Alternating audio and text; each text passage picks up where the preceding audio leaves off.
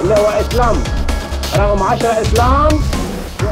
অপেক্ষা বাংলাদেশ ফুটবল দলের দীর্ঘ ৪৭ বছরের প্রতীক্ষার অবসানের। আবারও এশিয়ান কাপের মঞ্চে ফেরার স্বপ্ন দেখছে দেশের ফুটবল, যেখানে সবশেষ ১৯৮০ সালের পর মহাদেশীয় এই আসরে অংশ নিতে আর পারেনি লাল সবুজের প্রতিনিধিরা। তবে ২০২৭ সালে সৌদি আরবে অনুষ্ঠিত হতে যাওয়া এশিয়ান কাপের খেলার এক দারুণ সুযোগ এখন বাংলাদেশের দোরগোড়ায়।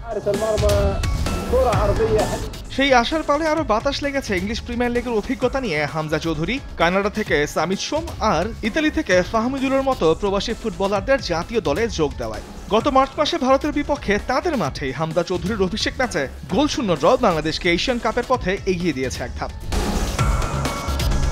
কাজটা সহজ নয়, তবে একেবারে অসম্ভব নয়। তৃতীয় রাউন্ডের বাছাই পর্বে গ্রুপ চ্যাম্পিয়ন হলেই বাংলাদেশ এশিয়ান কাপে খেলার সুযোগ পাবে। বাংলাদেশের গ্রুপ সিতে রয়েছে ভারত, হংকং এবং সিঙ্গাপুর।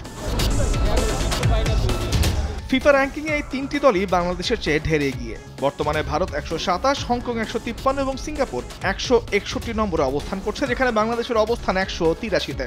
র্যাঙ্কিংয়ের পরিসংখ্যান যাই বলুক না কেন, বাংলাদেশ তাদের চেয়ে ৫৯ ধাপ এগিয়ে থাকা ভারতকে তাদের ঘরের মাঠেই উঠে দিয়েছে। এই আত্মবিশ্বাসকে পুঁজি করে র্যাঙ্কিংয়ে পিছিয়ে থাকা হংকং, সিঙ্গাপুরকে হারানো বাংলাদেশের জন্য কঠিন তবে অসম্ভব নয়।